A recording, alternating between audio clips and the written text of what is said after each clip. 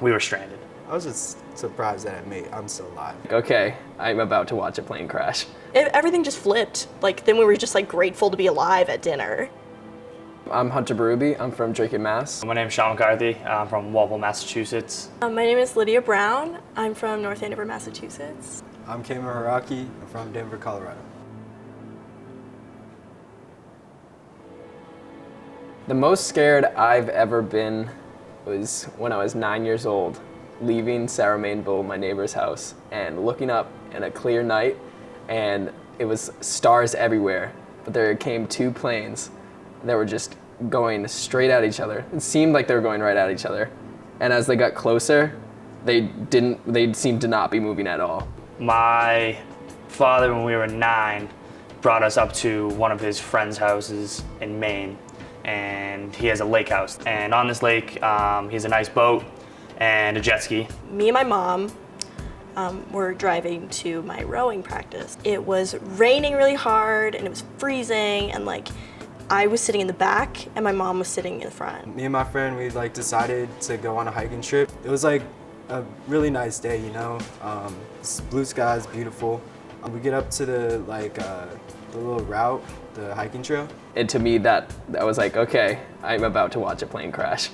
My 9-year-old self being a daredevil and was like, why don't we go for a jet ski ride? So I hop on the back, I'm not driving.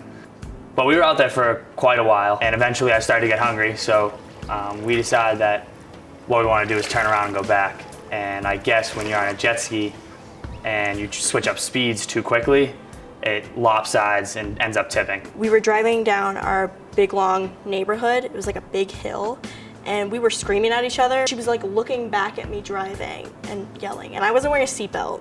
We were going around a curve when we were going downhill, and a car was coming up, and we smashed into each other. We climbed the hiking trail, and once we get to the top, it started to get really cloudy and rainy looking. When we went up, it was almost 2 o'clock, and we got to the top right around 3, and it was not good. And so I saw these clouds coming in. I was like, this is not good. I saw them coming in. I heard them, and I was like, oh shoot. And then it started raining. 9-year-old me has no idea what space is like, or space in general, and they flew right into each other and went right over each other. But to me, that whole time, I was thinking, they're gonna hit, because as soon as they had that mark where they met, and my whole body shut down. Not shut down, but I had a really bad time with it. And the second I'm like, Dad, I'm hungry, he slams on the brakes and I go right over his shoulder.